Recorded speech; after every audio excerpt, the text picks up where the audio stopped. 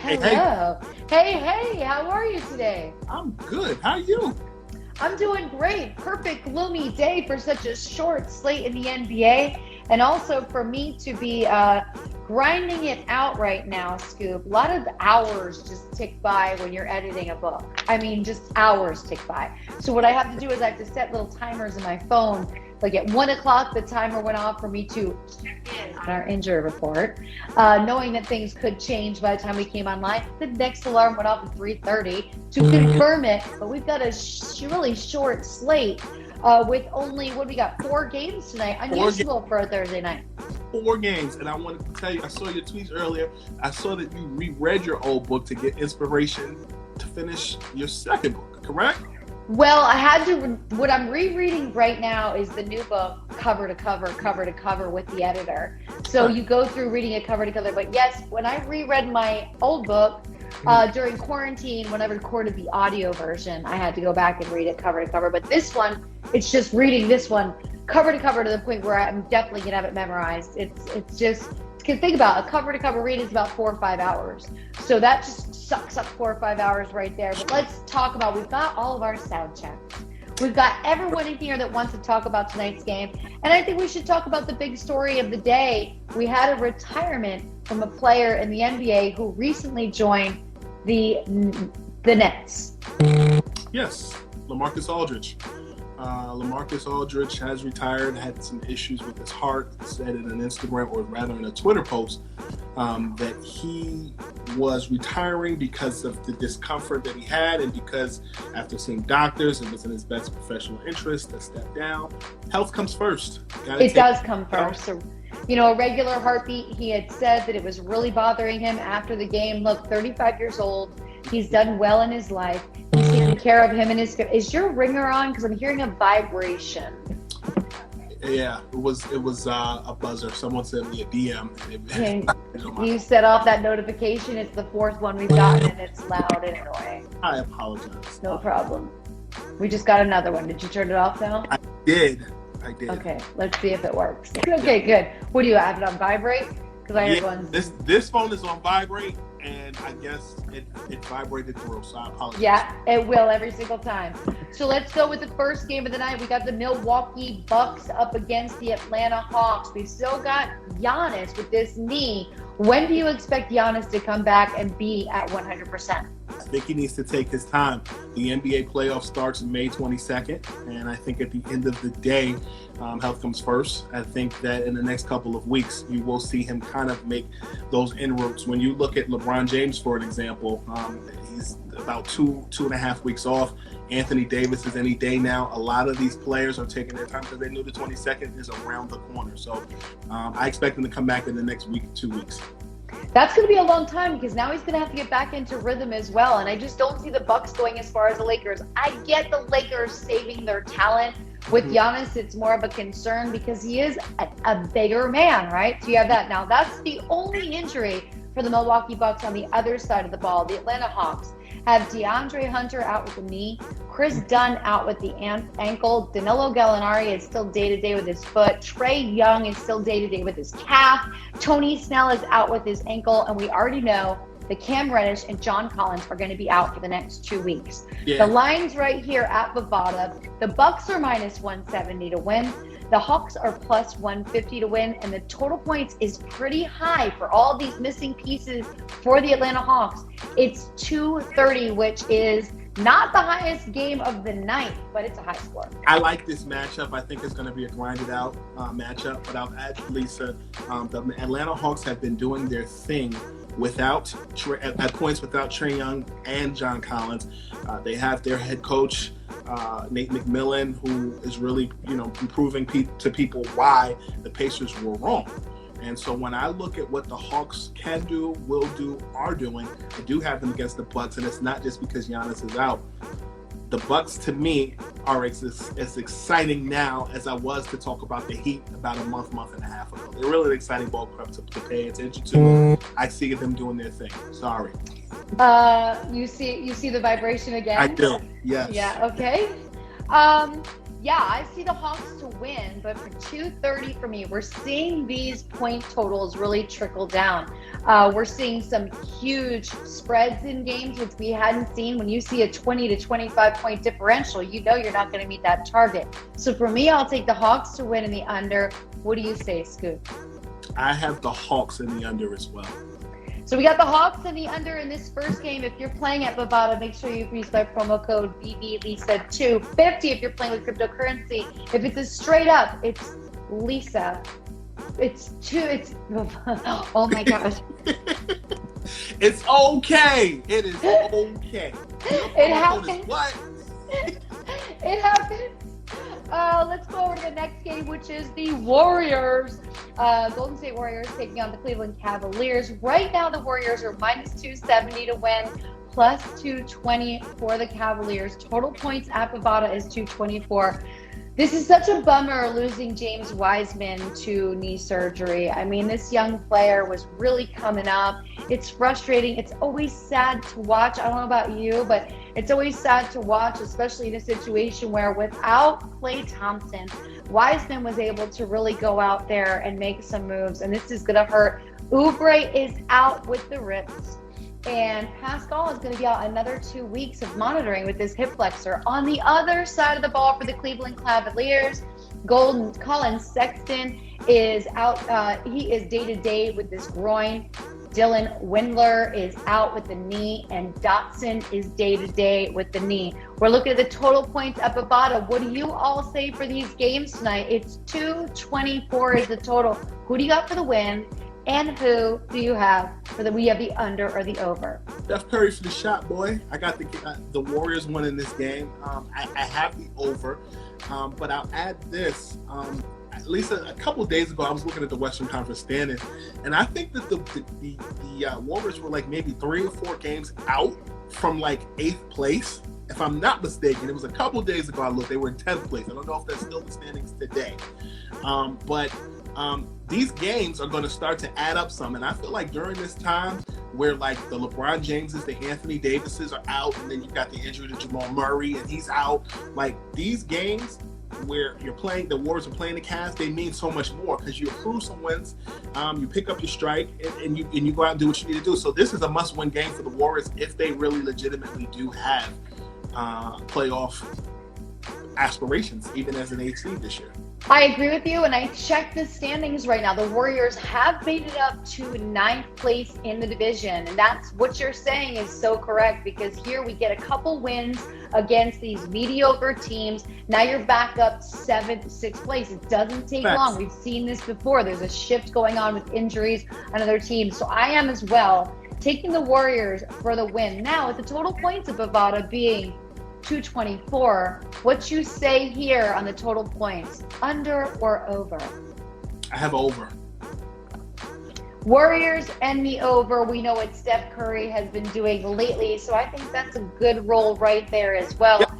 Next up, Boston Celtics, who are coming to life again. Boston Celtics, they go through these phases. Well, this is a good time for them to be having an upswing in their season, and that's exactly what they're doing right now. They're facing the Los Angeles Lakers, who had a much better road tour than I thought they were. I expected them to lose maybe 6 out of 7 of those games, and instead it was a 4-3 split on this road tour with all bench players. Yeah, and let's add, they come home to Staples Center where they will be greeted by fans. Today is April 15th. Usually we file our taxes by this day, but you know, things change. But you get to cash in on the fact that fans will be in the building. You're able to enjoy that. The only time the Lakers really had the opportunity to enjoy fans was against the opposing team, like in places like Atlanta and Brooklyn and even Madison Square Garden. So I look forward to that being a very passionate love fest with the Lakers, who play against their rival Boston Celtics without Anthony Davis and LeBron James. And, you know, I think the Lakers will have an interesting task. You look at the Boston Celtics, Jaylen Brown is playing. I saw somebody say the other day, his footwork is crazy. He's playing like Hakeem Olajuwon on the floor. I don't know if I would go that far, but Jason Tatum and Jaylen Brown are clicking at the right time for Boston. I agree with you. Now we know that Evan Fournier is out for the Celtics in COVID protocols. On the other side, Gasol is still probable with the hamstring for the Lakers. Matthews is probable with the Achilles. Schroeder is still day-to-day, but from what I just heard on NBA radio, it sounds like he's going to play. I think this could be a great showing for Dennis Schroeder. Kuzma is probable with the calf. I'm not as promising on Kuzma playing.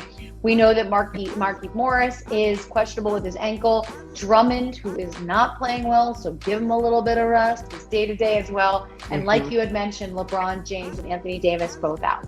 So, again, let's refresh everybody. The Celtics are minus 240 to win this matchup. The Lakers are plus 200. The total points on this game is pretty low. It's the lowest score of the night on Bovada at 213. I definitely think this can be an over. Now, you're taking the Lakers for the win right here. No, I'm taking the Celtics. Taking the Celtics. Oh, my. And are you not believing the Lakers can come home and feel the energy? This is going to be the one we don't agree on. I get it. The Celtics are on a hot streak. But I'm taking the Lakers at home, first time with some fans at Staples for the win. But I think we're both looking at this as an over total on the game tonight, right? I do, but I also think Taylor Horton Tucker is going to go ham tonight for the Celtics, for the Lakers. But I do like the trio of Jason Tatum, Jaylen Brown, and Kemba Walker to play good basketball. I watched a little bit of the Blazers-Celtics game the other night, and I liked that matchup against Portland, and this is another Western Conference team that the Celtics will be playing against, and I like their chances against, but I have the Celtics. Last game of the night. Last game of the night is going to be the Sacramento Kings up against the Phoenix Suns. Let me just say right now, I feel bad for the Sacramento Kings. And it's only 2 injuries. You know, Rashawn Holmes is out. Marvin Bagley is still working on that March 15th injury. On the other side of the game, not what anybody wants to hear, but the Phoenix Suns are fully loaded. Phoenix Suns against the Kings. The Kings had played a little bit of better basketball. They took some wins that I didn't expect them to see, but they took those wins against teams that have recently had to adjust from major injuries. I'm looking at this game as a laydown. I think the Phoenix Suns are going to walk all over them. And right now the total on this one is the Kings are plus 550 to win, and the Suns are minus 900. Total points. This is the highest scoring game of the night at 234.5. There's no defense for Sacramento, and the Suns will let some slide too. I'm taking the Suns and the over for this matchup. What about you? Hey, Lisa, can I tell you a secret? We're here. We're here. Yes. We're here. The over. Now we're here, and I want to talk to you about what you see moving forward. I want to go into standings, and I want to talk about where we see. We know the playoffs are going to fly up on us, okay? We're just a little over a month away.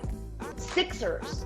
That Sixers-Nets game, like, the Sixers really came to win, right? That was ugly. Kyrie got on a good run. I get it. You put in the bench players. There's no reason to take them out when they've done well. You can't let a player like Kyrie be that hot, cool off, and not want to go back in the game, right? There's just a thing with that type of a player where, and also with a couple of days he was off. Again, you don't want to force him back out there. But the Sixers are peaking when it's time to peak, but it doesn't make me doubt what the Nets have when everybody is back out of plain clothes, right? You're missing Harden. It's huge. They hadn't been without Harden since he moved until now. You're seeing the difference in how the Nets play without him. Yeah, I spoke to someone, a Nets player, about a month ago, and they said to me they feel like Philadelphia is their biggest competitor, but they feel like the Heat keep them honest. And when I look at the NBA's Eastern Conference for most of the season, the Sixers and the Nets have been neck and neck. It's like every night they're playing pick-up sticks. One night the Nets are first, one night the Sixers are first. I think in this particular game between the Nets and the Sixers, it comes down to personnel. You look at Joel Embiid, I think a couple of nights ago, he was at the free throw line 15 or 16 times. Not to rain on his retirement parade, but when you look at the Lakers game against the Nets on Saturday, guys on the big man position were handling the Nets. And so when I feel like that Lakers game was a blueprint for the Sixers. The only thing is this: the Sixers were pretty much at full strength. The Nets were without Harden. They were without Kevin Durant. But the thing that I have in the Sixers' favor is this: cohesiveness over the last couple of years. The Nets, prior to Lamarcus Aldridge's untimely retirement, have 41 All-Star appearances in total, which means that guys know how to play, but they've not done it together. Yep. Embiid and Simmons have done it for years, and you add Dwight Howard, you add Danny Green, who was dunking the other night. I feel like that Sixers team has kind of a chip on their shoulder, but they feel like they're not really preparing for the Nets. They're preparing for the Lakers. And I like the way Embiid and Simmons are talking. They're talking real spicy. And, when you think about the changes for the Nets this season, players brought in, like you said, the all-star appearances, but the fact that we've only seen them all on the court together less than 10 times. Whereas, yes, Embiid has missed some games, but everyone out there has been out there getting it done. And let's not forget Tobias Harris for the 76ers, because he's been consistently getting it done. And he's had full health this season, which has been a huge asset. So when it comes down to team chemistry and preparation for how far they can go into the playoffs, I just feel like the Sixers may have a little bit more of it. We can look at the stats and the analytics and say the Nets have it, because what stacks against them, but it's seeing them do it all at the same time. This is going to be the fascinating part. Now, part of them maybe not playing as well is they knew about Lamarcus Aldridge going to be announcing his retirement before that game. That could have been in their head a bit. That could have been like, okay, we're going through another transition. But what the Sixers have done is unbelievable. Right behind them, right now it's stacked. In the Eastern Conference, you got the Sixers in first, the Nets, the Bucks, the Hawks, and the Celtics.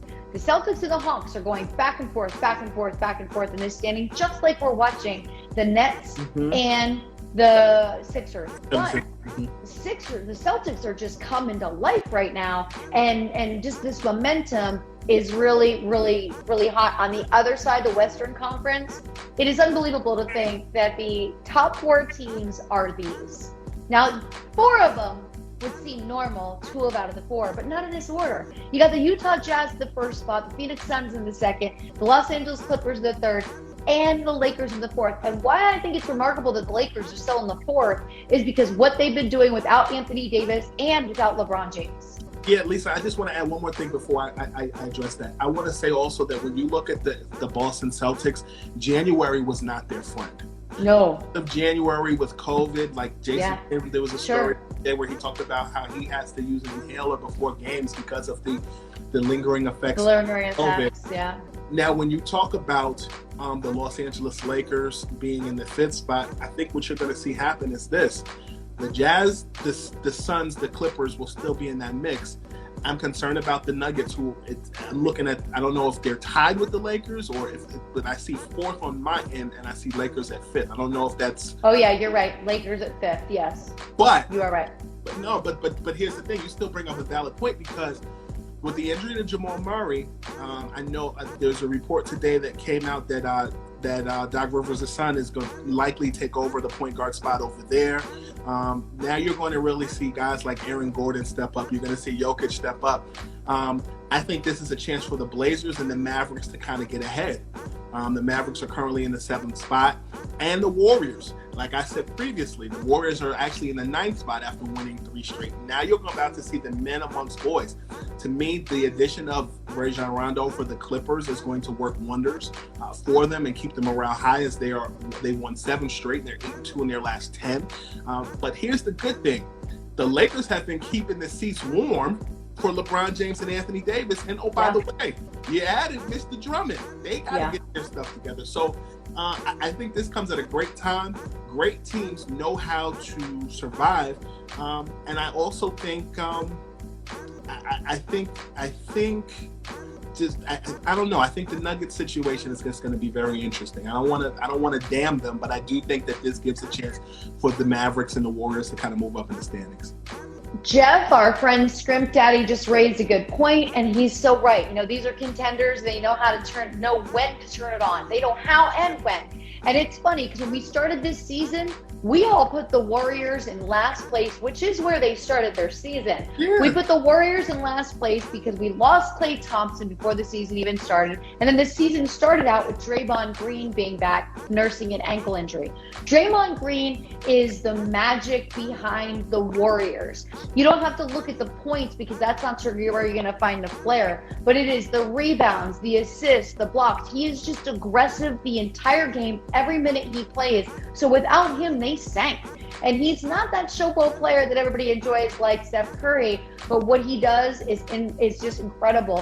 When you see teams like the Orlando Magic and the Detroit Pistons in the Eastern Conference in the last in their division, do you now start to look at exploiting some betting edge when you're going to be looking at games that they're playing? Because what is in it for them to win? I understand the NBA is now a lottery. You're not going to tank, but I do believe if you have a valuable player, you're not going to play them for as many minutes as you once did. You're going to start to pull back on what you're doing with players, which is going to make it easier for bettors. This is a great time if you want to win some money to really start to focus on now till the playoffs, because these are not going to be as easy once we get into matchups that are just really, really, really good matchups like we see in March Madness. Those last 5 games are the best games even before the final game. So when I look at this, I look at how bettors can go on to Bovada for the next 5 weeks and look at these games.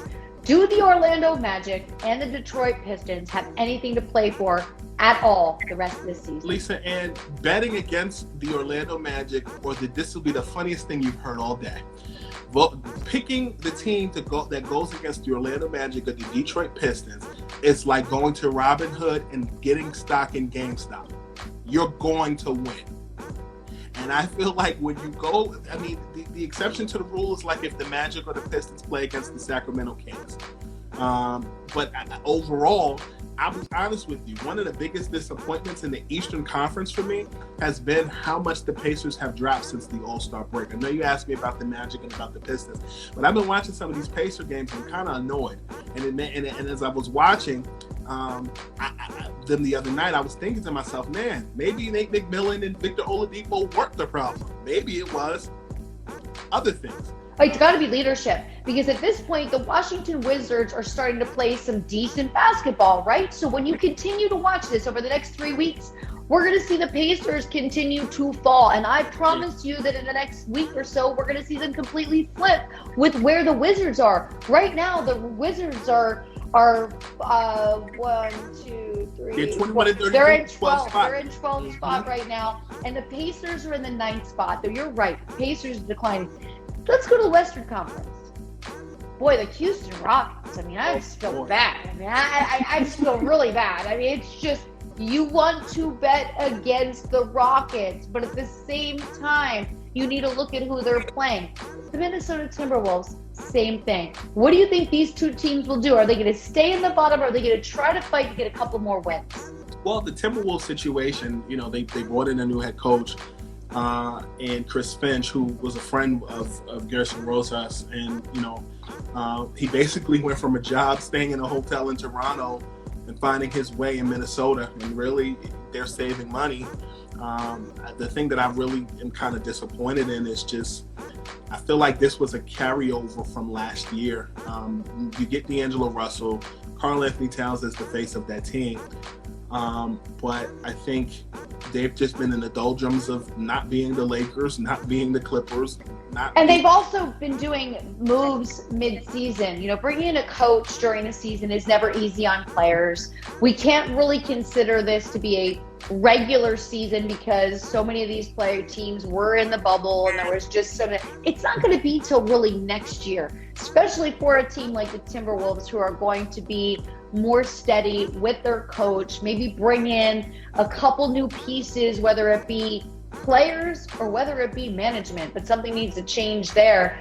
And you look at them and you think, you're in a division that already can beat you no matter what. There's no competition. And, the East is a little bit more up in the air after you go for that 4th, 5th spot. It is. And I'll add this. I think when I look at the Eastern Conference for a second, you made mention of just how things look like they're going to decay. You look at that 8th spot with the Charlotte Hornets. They've lost 3 straight. Yeah. And you would think, prior to the news today that came out about Zach LaVine and protocol now, you would think that the Bulls would be in that position. LaVine is going to miss several games. The Wizards are inching up. I think the Bulls still could be in conversation in the 10th spot if the Hornets don't hold steady because of LaMelo Ball now being gone. But when you look at the Western Conference, kind of to piggyback off what you were saying, like the bottom tier of that Western Conference, like there's no reason why the Pelicans should not be talking playoffs this year in year 2 with the numbers that Zion Williamson is putting up.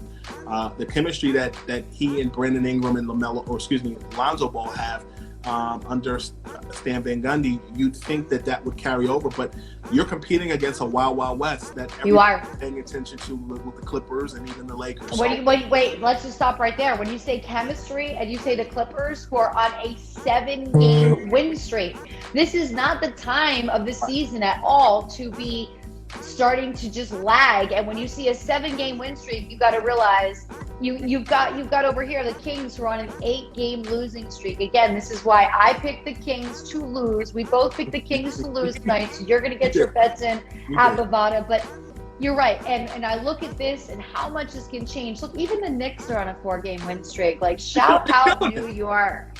Shout out New York. They're killing it. And I think it's down to like down home, just tough defense and RJ Barrett emerging in year 2. In music, don't they always say the rookie album was always the top notch that gets people's attention, but the sophomore, the follow-up is usually the hardest? Yep. RJ Barrett is killing it in his sophomore album.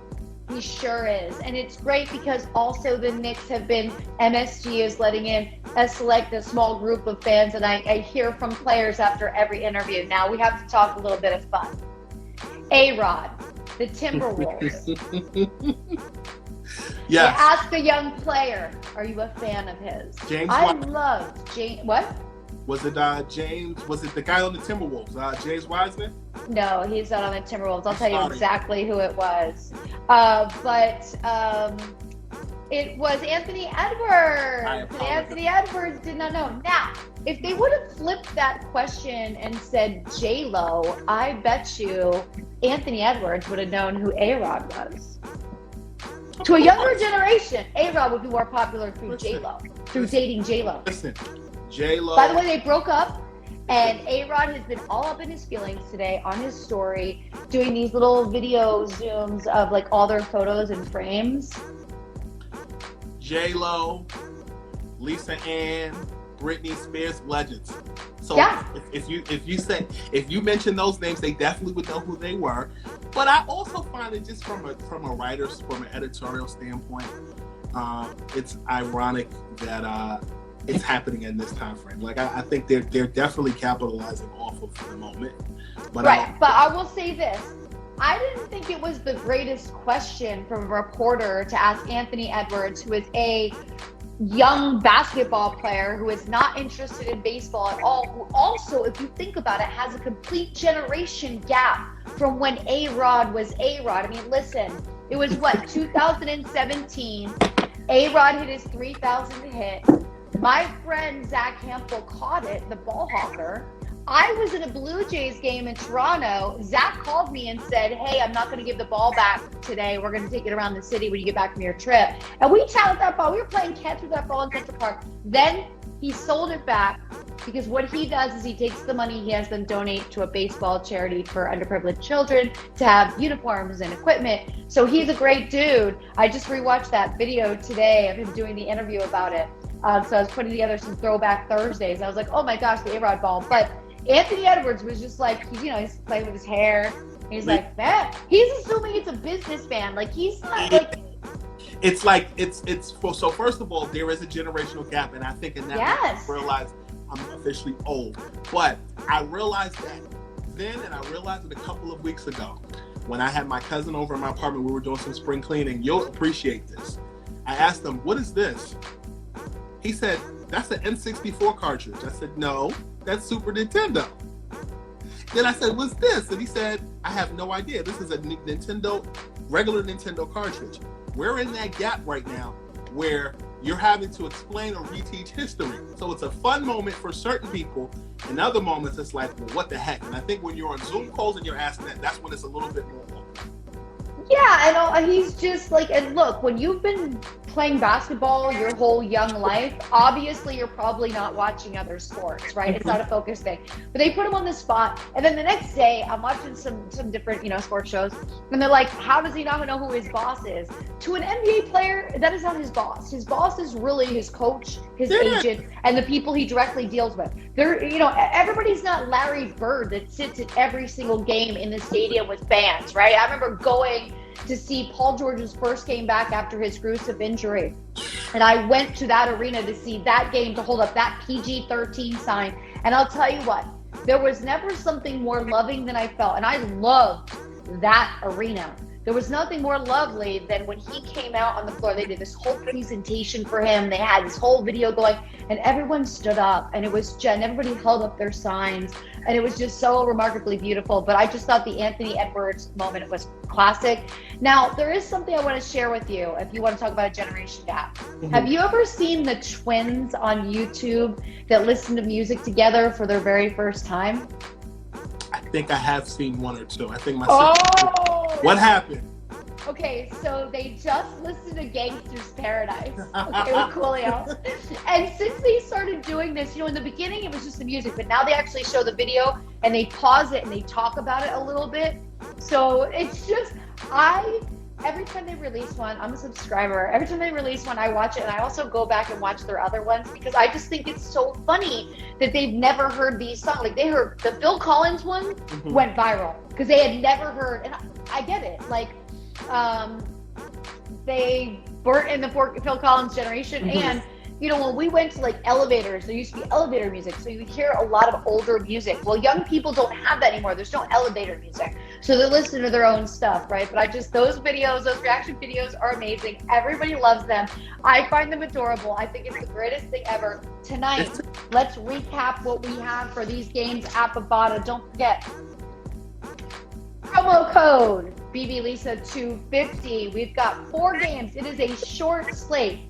We've got the Hawks and the Hawks and the under for me, and you went with the over for the Bucks-Hawks game. Yes, I did.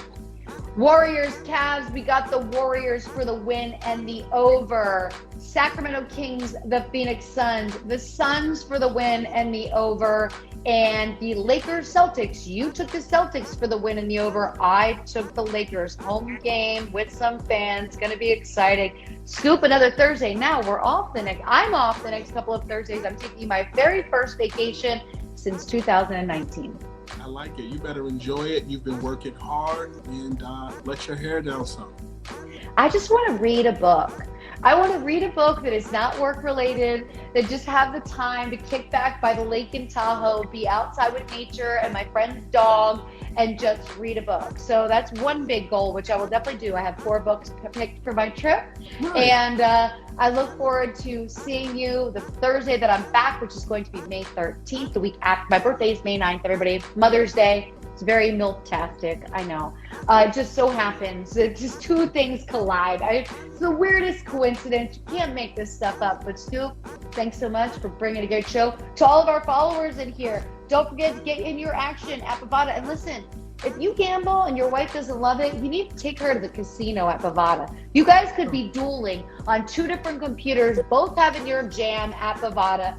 Go get some fun. Have it. Enjoy the games tonight, Scoop. Bye, Lise. Bye.